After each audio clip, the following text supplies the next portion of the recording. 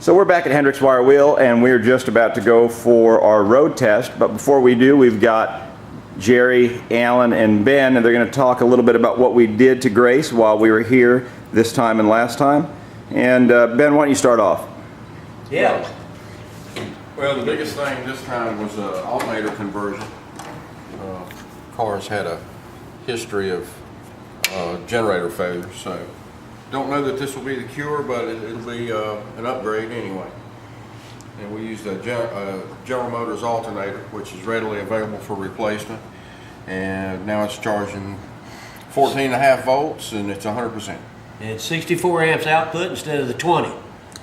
And if you've been following along, you know we've gone through 7 generators, so hopefully this will be the last time we do anything with the charging system. And last time we were here, you'll know that Grace kind of shook herself to death and had horrible scuttle shake. And how did we fix that, Alan? We found that, of course, the wheels and tires had never had really adjustments on them. So when we straightened those out, we knew that was going to be better, but what you were experiencing, we knew was going to be worse by all of us.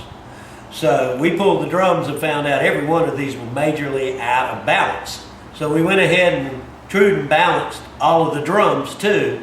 And then when we put them back on, we also centrifugally centered all the hubs by moving them different locations to make sure the run out was minimal. And with that and the wheels and tires done and that, she went from vibrating to death to where you could balance a nickel on the valve cover at 80 miles, oh, actually the dash, not the valve cover on this engine, you know, at 80 miles an hour, and she was steady.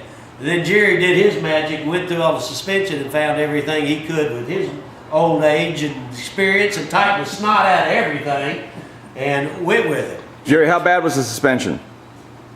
Front shocks weren't all that bad. Needed maybe a quarter turn on the bolts. The rear suspension on the passenger side was maybe an eighth of a turn, and the driver's side was loose. Took about 2.5 ratchets to get them tight. And how bad was the rear sway bar? It was History. history. Yeah. Now Jerry's got in there, Ben, they put in poly, cadmium plated end links with poly bushing, so this is never going to wear out. And we were lucky this time, thanks to Jerry Coker. He graciously sent some really great vertices this time. And we had done this shakeout with some bar and tires that John's already run through.